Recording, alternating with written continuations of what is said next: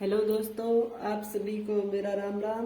और आज हमारा जो टॉपिक चल रहा था 1857 की क्रांति का, उसे हम आगे से शुरू करने जा रहे हैं। तो देखते हैं हमने कल कहाँ तक किया था। तो हमने पिछली वीडियो में लॉरेंस लखनऊ के रेजिडेंट पर अधिकार कर लिया था और अवध के चीफ लॉरेंस को मार दिया गया था, यहाँ तक किया था। ठीक है। दक्षिण में रंगोजी बापू लखनऊ में नवाब वाजिद अली शाह के बेटे ब्रिजेश कदर को नया नवाब घोषित कर दिया गया था। और हमें इससे आगे हमारा आ गया था पॉइंट, दक्षिणी भारत में स्वतंत्रता संग्राम। तो देखते हैं आगे हम नवीनतम अनुसंधान ये स्पष्ट करते हैं कि क्रांति का प्रभाव दक्षिणी भारत के गोवा, पांडिचेरी से सुदूर दक्षिण तक रहा। महाराष्ट्र में रंगाजी बापू ने अंग्रेजों के विरुद्ध जन सेना तैयार कर बेलगांव, सतारा, कोल्हापुर आदि स्थानों पर उसका नेतृत्व किया। सतारा और पंढरपुर में क्रांति आरंभ हुई। उसके बाद वो नासिक है, वो रत्नगिरी, बीजापुर में क्रांति की घटनाएं हुई। विशाखापट्टनम में अंग्रेजों के विरुद्ध तेलुगु भाषा में पोस्टर छपे। ठीक है, तेलुगु भाषा में पोस्टर कहाँ छपे? तो वो विशाखापट्टनम में। चलो लिख देती हूँ, तेलुगु भाषा में पोस्टर, अंग्रेजों के विरुद्ध पोस्टर विशाखापट्टनम में। विशाखापट्टनम में अंग्रेजों के विरुद्ध, विशाखापट्टनम में अंग्रेजों के विरुद्ध तेलुगु भाषा में पोस्टर छपे। तेलुगु भाषा में पोस्टर छपे। ठीक है। आगे दिया हुआ है, बेंगलोर में मद्रास सेना की 8वीं घुड़सवार सेना और 20वीं पैदल सेना ने बगावत कर दी। बेंगलोर में किसने की? बेंगलोर में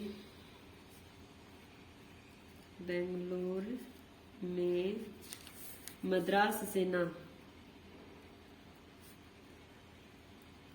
की 8वीं घुड़सवार सेना, 8वीं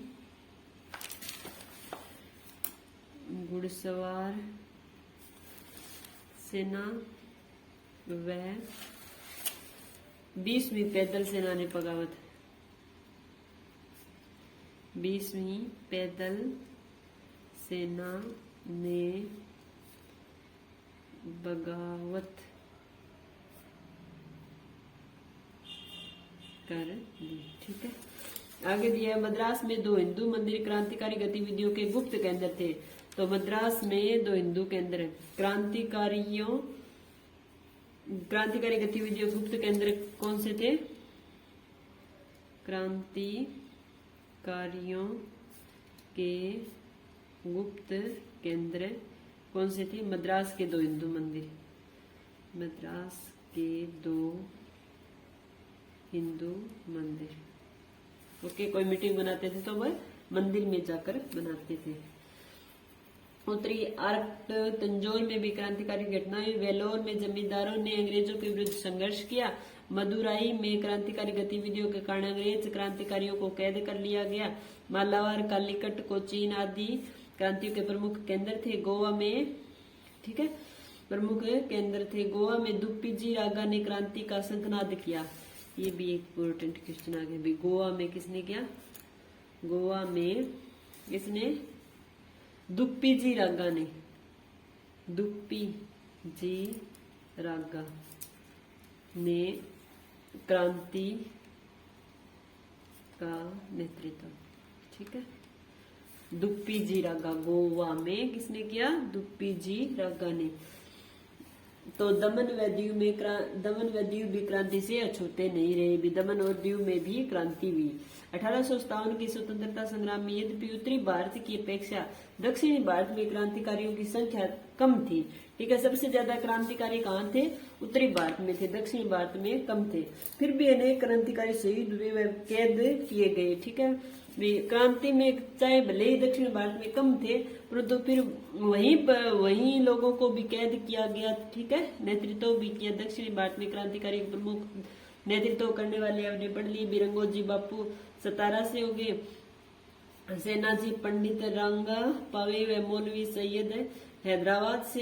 ये लिख लेती हूँ मैं थोड़ा सा, ठीक है, ताकि हमें याद रहे। सतारा वाला तो हमें याद ही है, पर दोबारा लिख देती हूँ। 17 ताकि रिवीजन हम बार बार जितना करेंगे उतना ही याद रहेगा। रंगा बापू जी। आगे दिया हुआ है हैदराबाद में।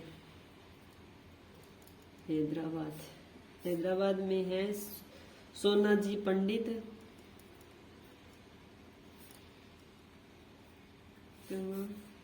रंगाराव पांगे व मौलवी सैयद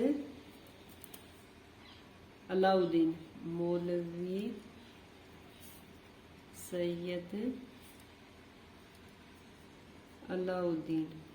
ठीक है। आगे है कर्नाटक से।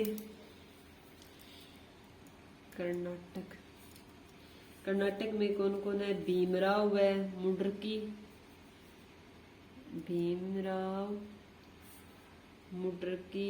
मुंडरगी और छोटा सिंह। आगे कोल्हापुर से कौन है? अनाजी फडणवीस।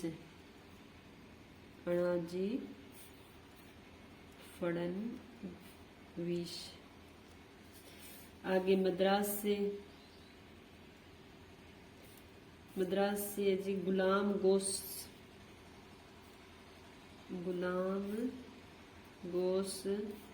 व सुल्तान बख्श।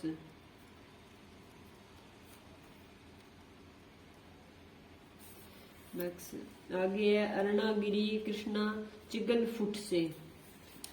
कहाँ से? चिगलफुट, ये नाम याद सुना है मैंने तो। चिगलफुट दक्षिण भारत में ये, ठीक है, दक्षिण भारत। चिगलफुट कौन कौन से है? अरुणागिरी और कृष्णा। आगे है मूल बागल स्वामी है वो जो कोयम्बटूर से।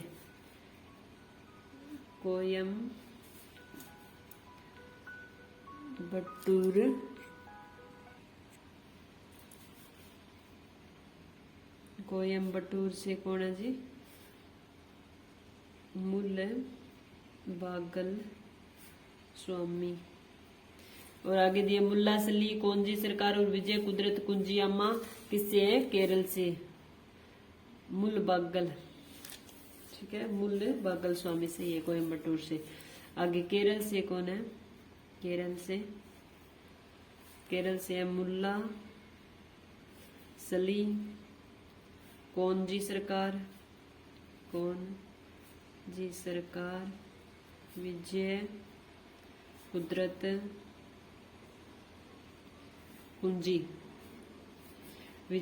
कुदरत कुंजी मामा। ये त्रिभुवन, ठीक है। उपरोक्त विवरण से स्पष्ट है कि स्वतंत्रता संग्राम में वो संपूर्ण भारत में व्याप्त था। आगे दिया हुआ है कंपनी का पलटवार, ठीक है। इन्होंने जो सतारा में रंगोजी बापू ने की, गोवा में दुप्पी जी रागा ने की क्रांति, हैदराबाद में सोनाजी पंडित, रंगाराव पोंगे, मौलवी सैयद अलाउद्दीन थे, कर्नाटक में भीमराव मुंडरगी, छोटा सिंह था, कोल्हापुर में अनाजी फडणवीस थे, मद्रास में गुलाम गोस व सुल्तान बख्श थे, चिगलफुट में अरुणगिरी और कृष्णा थे। आगे कोयम्बटूर में मूल बागल स्वामी थे। और आगे दिया हुआ केरल में मुल्ला सली कौंजी सरकार और विजय कुदरत कुंजी मामा थे, ठीक है। आगे दिया हुआ है उस समय भारत का गवर्नर जनरल लॉर्ड कैनिंग था, ठीक है। उसने भारत का गवर्नर जनरल कौन था? लॉर्ड कैनिंग था। उसने मद्रास, बंबई, बर्मा और लंका से सेनाओं को बुला लिया। पंजाब की सिख सेना व नेपाल की गोरख सेना ने भी अंग्रेजों का साथ दिया। अंग्रेजों का साथ किसने किसने दिया? पंजाब की सिख सेना ने व नेपाल की गोरख सेना ने अंग्रेजों का साथ दिया। पंजाब की सिख सेना ने और दूसरी है वो नेपाल की गोरख सेना ने, गोरखा सेना ने, ठीक है। ने अंग्रेजों का साथ दिया। सेनापति जनरल नील ने बनारस और इलाहाबाद को क्रांतिकारी से मुक्त करवा दिया। बनारस और इलाहाबाद से किसने मुक्त कराया? जनरल नील ने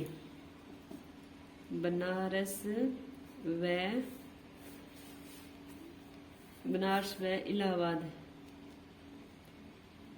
से क्रांतिकारियों से मुक्त किसने करवाया? जनरल नील ने। जनरल नील ने, ठीक है। आगे दिया है नाना साहब की सेना भी कानपुर में पराजित हो गई। इस उथल पुथल के बावजूद अंग्रेजों ने हिम्मत नहीं छोड़ी। कंपनी ने अपनी पूरी ताकत लगाकर विद्रोह को कुचलने का फैसला लिया।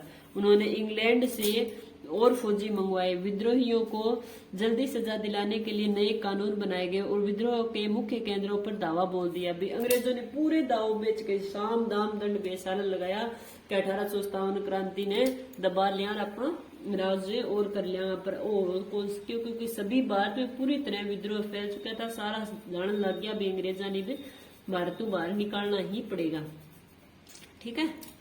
तो नए चाहे कितना ही नया कानून बनाओ चाहे की करो फिर भी अंग्रेजा जानो पड़े ही पड़ेगा। कर्नल हेडसन के नेतृत्व में सितंबर 1857 में दिल्ली दोबारा अंग्रेजों में कब्जे में आ गई। ये इंपोर्टेंट है। बन दूसरे एकड़ तो 11 अगस्त ने नहीं बहादुर शाह को दोबारा घोषित ये 11 मई को दिल्ली पर अधिकार कर सैनिकों ने बहादुर शाह को सम्राट घोषित कर दिया था।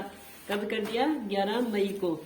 और परंतु सितंबर में एक प्रयोग है, सितंबर को पुनः अधिकार कर लिया अंग्रेजों ने।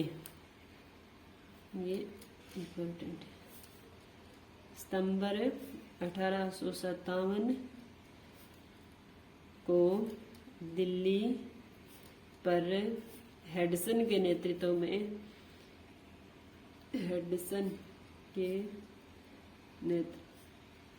सितंबर 1857 को दिल्ली पर हेडसन के नेतृत्व में दोबारा अधिकार कर लिया गया, ठीक है। दोबारा अधिकार कर लिया गया। अंतिम मुगल बादशाह बहादुर शाह जफर पर मुकदमा चलाया गया और उन्हें आजीवन कारावास की सजा दी गई। उसके 3 मुगल शहजादों को मिर्जा मुगल, खिजरा सुल्तान और मिर्जा अबू बकर को कर्नल हेडसन ने हुमायूं के मकबरे में ही गोली मार दी थी, ठीक है। अब हेडसन आ गयो, हेडसन ने गिरफ्तार कर लियो, अधिकार कर लियो दिल्ली पर। तो पते और क्या करियो? बहादुर शाह के 3 बेटों को,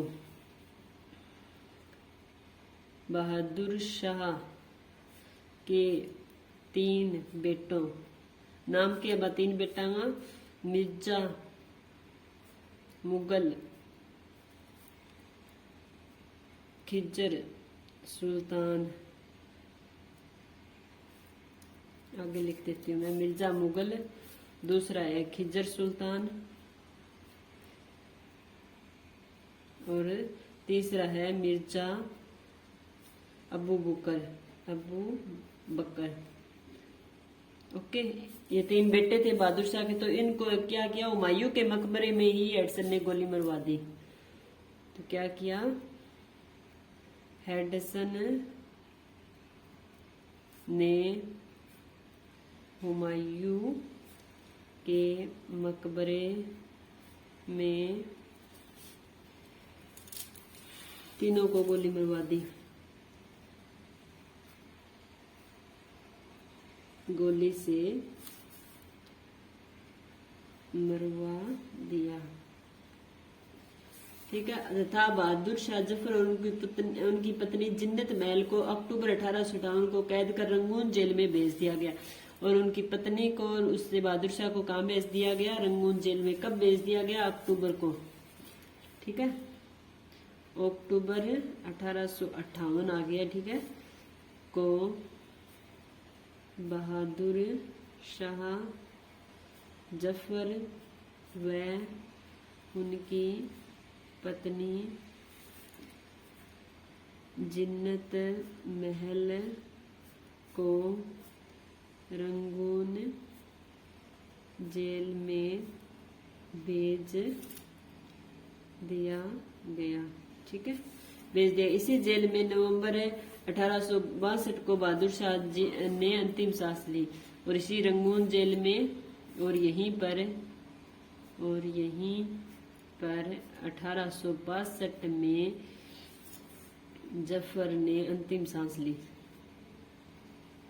अंतिम सांस ली। ठीक है, ओके। आगे है, दिल्ली पर कब्जा, दिल्ली पर अंग्रेजों का कब्जा हो जाने का यह मतलब नहीं था कि विद्रोह खत्म हो चुका था। इसके बाद भी लोग वो अंग्रेजों से टक्कर लेते रहे और व्यापक बगावत की विशाल ताकत को कुचलने के लिए अंग्रेजों को अगले 2 साल तक लड़ाई लड़नी पड़ी। ठीक है, 1857 में 57 हो गया, 58 हो गया। ठीक है, और मार्च 1857 में लखनऊ अंग्रेजों के कब्जे में आ गया। लखनऊ अंग्रेजों के कब्जे में कब आया? मार्च 1858 को। मार्च 1858 को लखनऊ पर अंग्रेजों का अधिकार, ठीक है, अंग्रेजों का अधिकार हो गया। आगे दिया, लेकिन तात्या टोपे और लक्ष्मीबाई ने जमकर अंग्रेजों से लोहा लिया। कुछ विश्वासघातकों ने झांसी के किले के फाटक खोल दिए। ठीक है, ये विश्वासघातक ही थे, तभी तो अंग्रेज अब इतने दिन टिक पाए, वरना तो अंग्रेज नहीं यहाँ पर टिक पाते और ना ही कभी हमारे महान राजाओं से लड़ पाते। ठीक है, गद्दारों के कारण ही होता है सब कुछ। विश्वासघातकों ने झांसी के किले के फाटक खोल दी, किंतु रानी वहां से दुश्मनों की सेना को चीरती हुई बच निकली और कालपी पहुंचे। वहां तात्या टोपे भी आ गए और दोनों ने ग्वालियर पर आक्रमण किया। ग्वालियर को अंग्रेजी सेना ने घेर लिया। ठीक है, ये रानी वहां से बच निकली, पर एक स्थान पर शत्रु सेना द्वारा घेर ली गई। अब बच निकलने का कोई उपाय न देखकर वह शत्रु सेना में प्रलय मचाती हुई अंत में जून 1858 को वीरगति को प्राप्त हुई। और दुर्भाग्यवश ऐसा ही रानी अवंतीबाई लोधी के साथ हुआ। ठीक है, ऐसे ही युद्ध लड़ते हुए अवंतीबाई की मृत्यु हुई। तो रानी लक्ष्मीबाई की मृत्यु कब हुई? जून 1858 को। जून 1858 लक्ष्मीबाई की मृत्यु। ओके, ऐसे ही लोधी बाई के साथ हुआ। तात्या टोपे अब अकेला रह गया, लेकिन वह शत्रुओं की निगाहों से बचता हुआ जगह जगह अंग्रेजों की नींद हराम करता रहा। तात्या टोपे मध्य भारत के जंगलों में रहते हुए आदिवासी और किसानों की सहायता से छापामार युद्ध चलाते रहे। छापामार युद्ध किसने चलाया? तात्या टोपे ने। छापामार युद्ध किससे संबंधित है? तात्या टोपे। ठीक है, आगे 9 अप्रैल 1859 को मान सिंह नरूका नामक एक सरदार के विश्वासघात के कारण उसे बंदी बना लिया गया। यहाँ पे ये देख लो कौन आ गया, एक गद्दार। कौन था गद्दार? मान सिंह नरूका। आगे हम ये हमारे इंपॉर्टेंट पॉइंट हो जाता है कि मान सिंह नरूका के कारण मान सिंह नरूका सरदार के कारण 9 अप्रैल 1858 को तात्या टोपे को बंदी बना दिया जाता है। तात्या टोपे को बंदी बना लिया जाता है और 15 अप्रैल 1859 ईस्वी को नरवर एमपी के मैदान में उन्हें फांसी पर चढ़ा दिया जाता है। फांसी कब दी? 15 अप्रैल को। 15 अप्रैल को नरवर कहाँ है? एमपी में के मैदान में फांसी दी जाती है। के मैदान में फांसी 15 अप्रैल याद रखना है। ठीक है, फांसी पर चढ़ा दिया गया। आगे इस तरह मंगल पांडे, तात्या टोपे, लक्ष्मीबाई आदि भारत माँ के सपूत स्वतंत्रता संग्राम की पहली लड़ाई में शहादत को प्राप्त हुए। अंग्रेजों ने भी लोगों का विश्वास जीतने के लिए हर संभव प्रयास किया। उन्होंने वफादार आगे फिर 1857 की क्रांति के बाद अंग्रेजों ने फिर वापिस लोगों का विश्वास जीतने का प्रयास किया। क्या किया वो देखते हैं। उन्होंने वफादार भूमि स्वामियों के लिए इनामों का ऐलान कर दिया। उन्होंने आश्वासन दिया गया कि उनकी जमीन पर उनके परंपरागत अधिकार बना दिए जाएंगे। परिपूर्ण मानना हो अंग्रेजा ही वही। चीन में तैनात अंग्रेज और फ्रांसीसी सेनाओं ने ताइपिंग विद्रोह को दबाने के लिए किंग साम्राज्य के बादशाह को काफी मदद दी। ठीक है, चीन में चीन में युद्ध हुआ था तो अंग्रेज और फ्रांसीसी सेनाओं ने ताइपिंग विद्रोह को दबाने के लिए किंग साम्राज्य की भाषा को काफी मदद थी। आगे विद्रोह के बाद क्या हुआ, आगे दिया, अंग्रेजों ने 1859 के आखिर इस देश पर दोबारा नियंत्रण पा लिया था। अंग्रेजों ने दोबारा नियंत्रण कब कर लिया, 1859 में। लेकिन अब वे पहले वाले नीतियों के सहारे शासन नहीं चला सकते थे। दोबारा नियंत्रण कब हो गया अंग्रेजों का, 1859 को। 59 को अंग्रेजों का दोबारा अधिकार या पूर्ण नियंत्रण हो गया। ठीक है, अब लेकिन पुरानी नीतियां छोड़ना पड़ेगा, अब जरा राज करना है तो पहली सी बातें चल कौन तो बन कुछ और नियम और बदलाव कर आपकी नीतियां तो वह आप पढ़ांगा। ठीक है, कह दिया है कि ब्रिटिश संसद ने 1858 में एक नया कानून पारित किया। 1857 की क्रांति के बाद में क्या करियो ब्रिटिश सरकार ने 1858 में एक नया कानून पारित किया। ईस्ट इंडिया कंपनी के सारे अधिकार है वो ब्रिटिश सम्राट के हाथ में सौंप दिए ताकि भारतीय मामलों को ज्यादा बेहतर ढंग से संभाला जा सके। एक तो क्या करियो 1858 के बाद भाई कंपनी कोई निर्णय कौन ले इसके कौन लेगी, सारा अधिकार कहीं उठ गया ब्रिटिश सम्राट के हाथ में। ईस्ट इंडिया कंपनी के सारे अधिकार कहां चले गए, 1857 के बाद ईस्ट इंडिया कंपनी के सारे अधिकार ब्रिटिश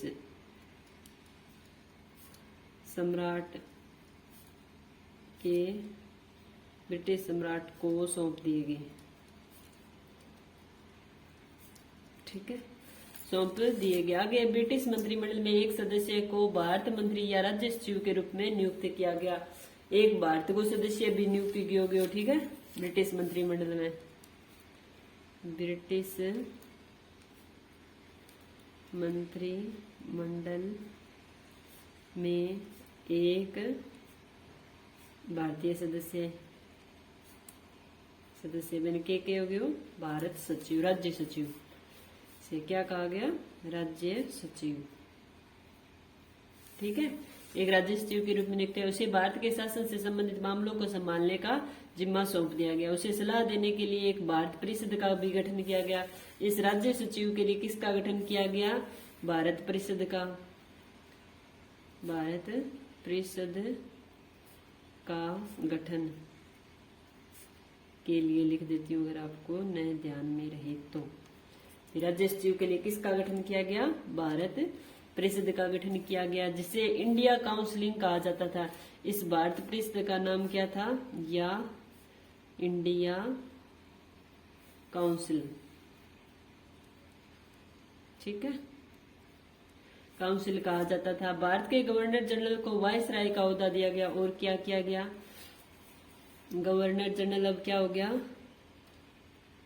गवर्नर जनरल को अब वायसराय कहा गया या कर दिया गया। आगे इस प्रकार इसे इंग्लैंड के राजा या रानी का निजी प्रतिनिधि घोषित कर दिया गया। फलस्वरूप अंग्रेज सरकार ने भारत के शासन की जिम्मेदारी सीधे अपने हाथों में ले ली। ठीक है, ये मैंने बता दिया आपको।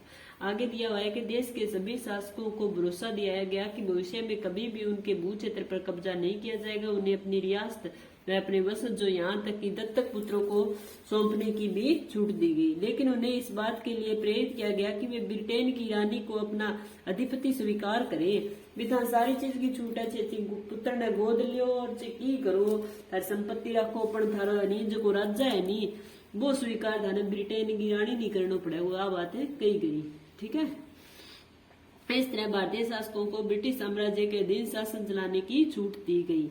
आगे रानी विक्टोरिया ने अपने घोषणा पत्र 1858 में आश्वासन दिया कि सभी देशी राजाओं का अस्तित्व बना रहेगा। अंग्रेज का सीधा हो गया है भाई, कहते हैं राजा किए कर लो, थारी मर्जी है, थारे देश में करो, थाने सारी छूट है।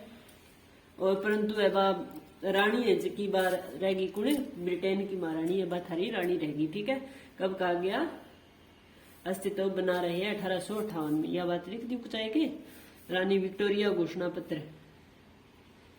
रानी विक्टोरिया ने 1858 में घोषणा पत्र में कहा कि सभी देसी राजाओं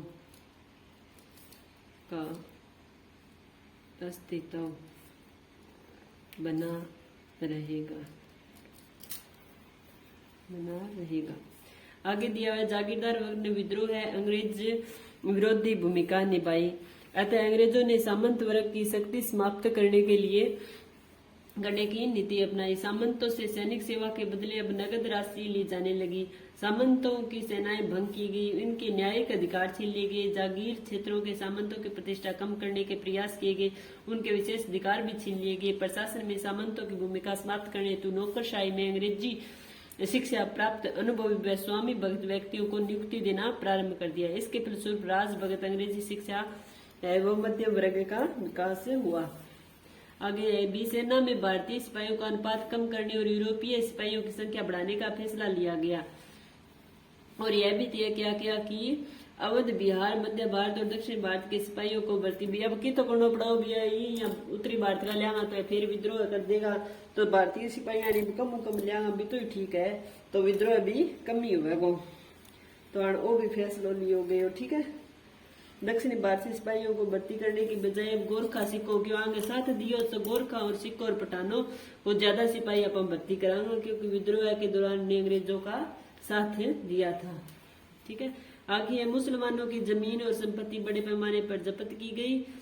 उन्हें संदेह व शत्रुता के भाव से देखा जाने लगा। अंग्रेजों को लगता था कि यह विद्रोह है उन्होंने ही खड़ा किया है। ठीक है, मुसलमानों को, अंग्रेजों को ऐसा लगा भी मुसलमान ही है जगह विद्रोह करियो और कड़ी विद्रोह कौन करियो, और गोरखा सिखों को शामिल किया गया। तो ये पॉइंट लिखो क्या, अंग्रेजों ने फैसला किया कि वे भारत के लोगों के धर्म और सामाजिक रीति रिवाजों में सम्मान करेगा। वहां पड़गी का नाम पर दे भाई बोलिया भी मैं ही थारे धर्म को और सम्मान कराऊं कौन मना थारे साहिब। भूस्वामी और जमींदारों की रक्षा करने और जमीन पर उनके अधिकारों का स्थापित्य देने की नीति अपनाई। एक पॉइंट ये वाला लिख लेते हैं भी, पठानों, सिखों और गुरखों को सिपाही भर्ती में शामिल किया गया। अंग्रेजों द्वारा गोरखा, सिखों, पठानों को शामिल किया गया सेना में, परंतु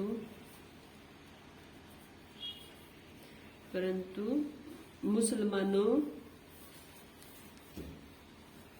के साथ संदेह व शत्रुता का भाव, परंतु मुसलमानों से संदेह व शत्रुता का भाव रखा। ठीक है, आगे है परिणाम और प्रभाव, वो हम कल करेंगे। ठीक है, फिर हमारा ये कल है जो टॉपिक 1857 की क्रांति का वो पूरा हो जाएगा। इसमें ये वाली स्लाइड है वो बहुत इंपॉर्टेंट है, आगे ये बुक दी हुई है ये भी इंपॉर्टेंट है। ठीक है, मेरा वीडियो देखने के लिए आपका बहुत बहुत धन्यवाद।